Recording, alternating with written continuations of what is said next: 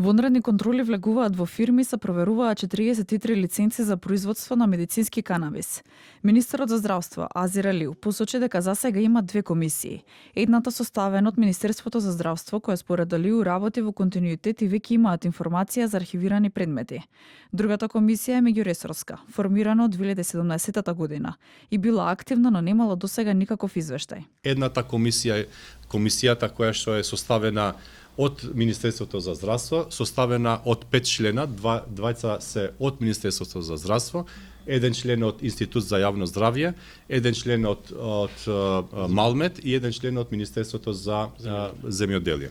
Чи ова комисија е надлежна за две работи. Прво да ги анализира административните процедури и да дава согласност за лиценца на институција која што ќе се бави со канабис за здравствени цели, додека меѓуресорската има многу пошироки ингеренции, а таа е за да ги анализира политиките кои што се поврзуваат со овој тип на процес. Поред премиерот Христијан Мицкоски, претходно направениот правилник бил направен на диво место и спротивен на закон. Тој вели дека оној кој го донел тој правилник свесно влегол во кривично дело и тоа било почетокот на организираниот криминал. Најголемиот дел се во затвор, позади решетки. Има уште некои кои што периодов кои што следи ќе се најдат таму. Мораме да покажеме и докажеме дека работата со криминалот е неисплатлива професија и жестоко ќе биде санкционирана.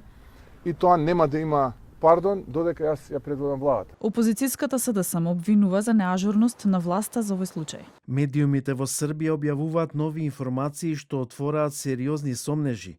Според тие информации, уапсен функционер на Српска напредна странка, сестринска партија на ВМРО, поврзан со заплената во Крушевац, бил близок со српскиот министер за одбрана Гашич и изјавил дека станува збор за државна работа.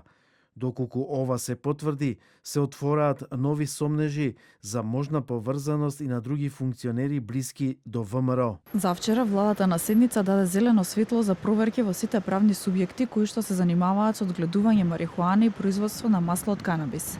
Ова доаѓа од како беше заплената над 40 тони марихуана, за кое што институциите, освен што велат истрагата е во тек, не откриваат детали. Извори од истрагата за преминувањето на 5 тони марихуана од земјава кон Србија за телевизија 24 велат дека марихуаната, пломбираната роба, не била проверена на царина, а во документите бил заведен сосема друг производ. Претходно царина за TV24 само кусо одговорија дека работат со институциите. Пред неколку дена и во Струмичко, Ново село, беше заплената марихуана над 30 тони.